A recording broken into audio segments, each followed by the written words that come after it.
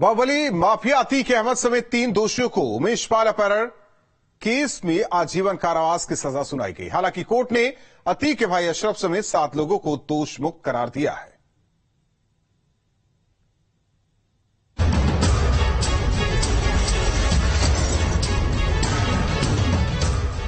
28 फरवरी 2023 ये तारीख और वक्त अपने आप में ऐतिहासिक है। वो फैसला जिसका इंतजार दशकों से था, वो फैसला जिसको सुनने के लिए हर नजर प्रयागराज कोर्ट की तरफ देख रही थी, वो ऐलान जिसे सुनने के लिए कोर्ट में लोगों की भीड़ जुटी थी। उमेश पाल अपहरण कांड में दोषी करार दिए गए माफिया अतीक अहमद को उम्र कैद की सजा सुनाई गई है। इस सजा के ऐलान के साथ ही प्रयागराज के सबसे बड़े माफिया के मुकद्दर का फैसला हो गया है। लाइफ टर्म में क्लियरिटी है। A person is going to stay. एक व्यक्ति विशेष जिसको सजा हुई है वो अपनी जिंदगी भर जेल में ही काटेगा। इस मामले में कोर्ट ने अतीक अहमद समेत 3 लोगों को दोषी करार दिया है, जबकि मामले में 7 लोगों को आरोप मुक्त कर दिया है। इनमें अतीक का भाई अशरफ भी शामिल था। कोर्ट ने जब अतीक को अपहरण कांड में दोषी करार दिया तो वो कोर्ट रूम में ही अपने भाई अशरफ के गले लगकर रोने लगा था। करीब 1.5 दशक पहले अतीक अहमद ने जो जुर्म किया था उसका फैसला सुनाया जा चुका है। वो अतीक अहमद जो अब तक कानून को खेल समझता था, आखिरकार उसका जुर्म साबित हो चुका है। Team news steel. तो 17 साल बाद आखिरकार माफिया डॉन अतीक अहमद के गुनाहों का हिसाब हो गया है। हिसाब भी ऐसा हुआ कि अब उसकी पूरी जिंदगी सलाखों के पीछे गुजरेगी। अतीक की सजा पर सियासी हलकों में भी हलचल मच गई है।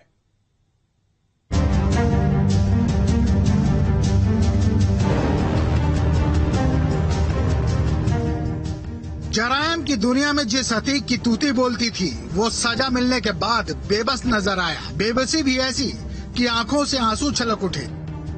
जिसके डर से कभी लोगों के पसीने छूट जाते थे, उस अतीक की आंखों में आंसू देखकर कई लोगों के चेहरे पर मुस्कान थी।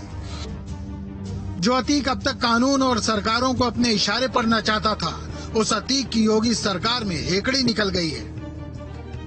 माननीय न्यायालय ने उत्तर प्रदेश पुलिस के द्वारा प्रस्तुत किए गए साक्ष्यों तथा गवाहों के बयान तथा हमारे अभियोजन अधिकारियों के द्वारा प्रस्तुत किए गए तथ्यों के आधार पर 3 अभियुक्तों को आजीवन कारावास तथा 1-1 लाख रुपए का जुर्माना भी दिया है और ये निर्देश दिए हैं कि ये जो पैसे होंगे वो अभियुक्तों से जो विक्टिम की फैमिली है उनको दिया जाएगा। अतीक की सजा से सियासी हलकों में भी हलचल मची है। डिप्टी सीएम ब्रजेश पाठक ने साफ कह दिया, यूपी में अपराधियों को सजा मिलती रहेगी। आज माफिया को दोषी में पैरवी के तहत सजा मिली है उम्रकैद की, और पूरे प्रदेश के लोग मान रहे हैं कि भयमुक्त वातावरण बन रहा है। दरअसल पिछली सरकारों में कमजोर पैरवी की वजह से अतीक जैसे माफिया बच जाया करते थे, लेकिन योगी सरकार में माफिया के खिलाफ मजबूत पैरवी की जाती है। देखिए, उत्तर प्रदेश में हमारी योगी सरकार में मैसेज स्पष्ट है कि उत्तर प्रदेश में हम अपराध के प्रति 0 टॉलरेंस की हमारी नीति है। उत्तर प्रदेश के सुरक्षा व्यवस्था के साथ खिलवाड़ करने की किसी को अनुमति इजाजत नहीं है।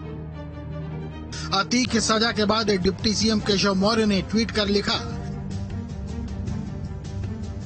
यूपी का माहौल अपराध करने वालों को कानून के तहत सजा दिलाने का पर्याय बन चुका है। अतीक की सजा को लेकर जब अखिलेश यादव से सवाल किया गया तो उन्होंने कोर्ट का मामला बताकर कुछ भी कहने से इनकार कर दिया। जो कोर्ट ने फैसला दिया है और कोर्ट के फैसले में हम कोई टिप्पणी नहीं कर सकते।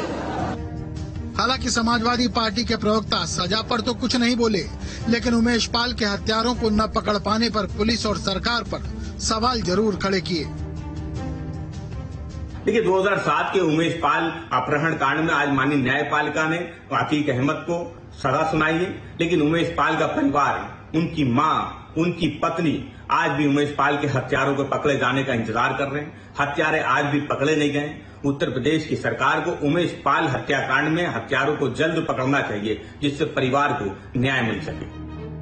उमेश पाल अपहरण कांड में तो अतीक के पाप का हिसाब हो गया, लेकिन अपराधों का शतक पूरा कर चुके अतीक के कई और ऐसे मामले रह गए हैं जिनका हिसाब किताब होना अभी बाकी है। Team news state.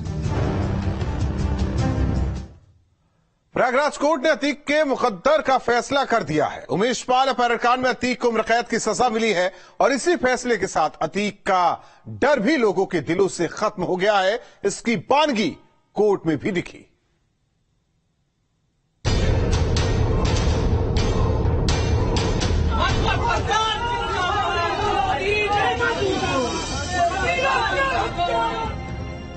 जिस अतीक और उसके गुर्गों की प्रयागराज में तूती बोलती थी, जिनके सामने कोई सर उठाने में भी डरता था, जिसके कदमों में खाकी और खादी नतमस्तक रहती थी, उस अतीक की उसी प्रयागराज में हालत ये हो गई है कि यहाँ लोग उसे जूतों की माला पहनाने के लिए बेताब दिखे।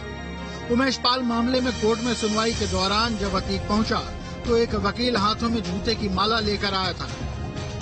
एक वक्त ऐसा था जब प्रयागराज में अतीक अहमद की तूती बोलती थी, उसके सामने कोई बोलने की हिम्मत नहीं जुटा पाता था। लेकिन आज कोर्ट के अंदर जब अतीक अहमद को दोषी करार दिया गया तो वो आंसुओं से रोया और बाहर इस फैसले का ताली बजाकर स्वागत किया गया। आप देखिए, ये वही प्रयागराज है जहां अतीक अहमद के सामने कोई बात करने की हिम्मत नहीं जुटाता था, उसके बारे में बात नहीं करता था।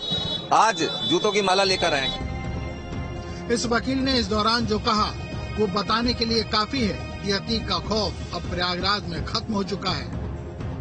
हम ये दिखाना चाहते हैं कि ऐसे गुंडा माफिया को अगर जूतों की माला पहनाई जाएगी तो उत्तर प्रदेश में कभी जो ऐसा गुंडा राज नहीं होगा। साधारण लोग जीवन जीने का काम करेंगे। ये अतीक अहमद को माला पहनाने का हम काम करने आए हैं। दुर्दांत अपराधी था।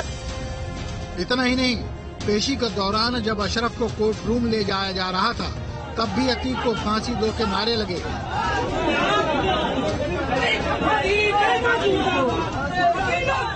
ये नारे भी बता रहे थे कि अगर सरकार और पुलिस चाह ले तो कितना भी बड़ा माफिया क्यों न हो, वो घुटनों पर आ ही जाता है। अतीक को उमेश पाल अपहरण कांड में आजीवन कारावास की सजा सुनाई है और ये पहली बार है जब अतीक को किसी मामले में सजा सुनाई गई हो। Team news state. अगर हुकूमत में कड़े फैसले लेने की ताकत हो तो बड़े बड़े माफिया भी कानून के आगे पानी भरने लगते हैं, जिसका अतीक से लोग खौफ खाया करते थे। जो उसी अतीक को सजा सुनकर हालांकि कोर्ट में लोगों ने रोते हुए देखा, वकीलों ने रोते देखा। अतीक से नाराज वकीलों ने उसे जी भरकर खरी खोटी सुनाकर अपनी भड़ास निकाली। अतीक को जूतों की माला भी दिखाई गई।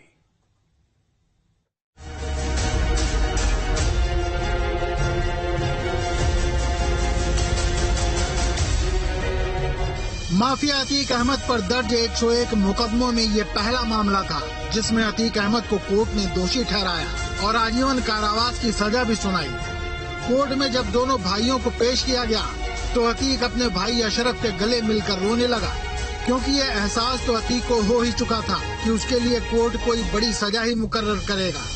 MP MLA कोर्ट ने जब अतीक अहमद के जुर्मों का हिसाब करते हुए उसे उम्र कैद की सजा सुनाई तो कभी खौफ का पर्याय बने इस माफिया की नसों ने जवाब दे दिया और लहीम शहीम अतीक गश खाकर बैठ गया।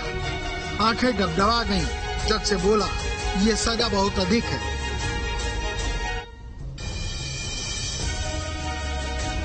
इतना ही नहीं, जब अतीक को कोर्ट से ले जाया जा रहा था, वकीलों का हजूम उसके खिलाफ नारेबाजी कर रहा था और बुरा भला कह रहा था, जिसके नाम से लोग कभी कांपा करते थे। आज उसके सामने उसे जी भरकर सुनाते रहे।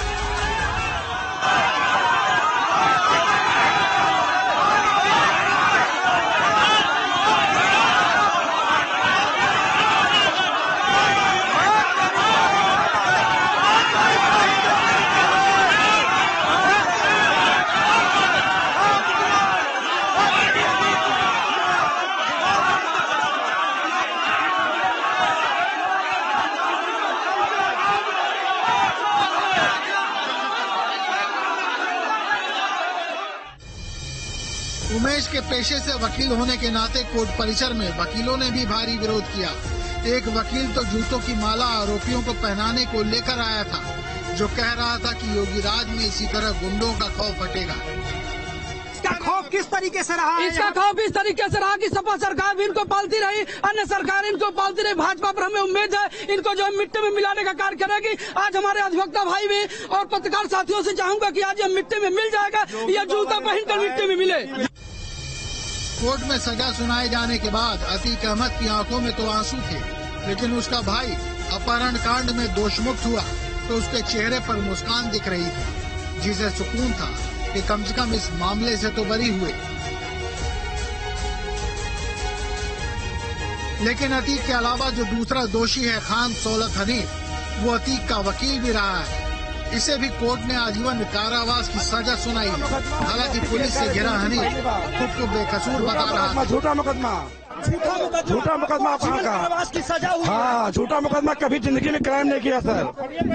आप हमेशा अतीक के गुनाहों में साथ रहे? नहीं सर, कभी ने मुझको फर्जी बताया क्या? अकेला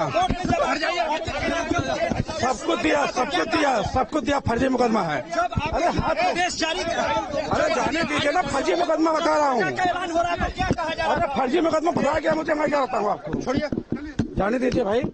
तो ये वकील था, जो अतीक अहमद का वकील है, वो था जिसको आजीवन कारावास की सजा सुनाई गई है।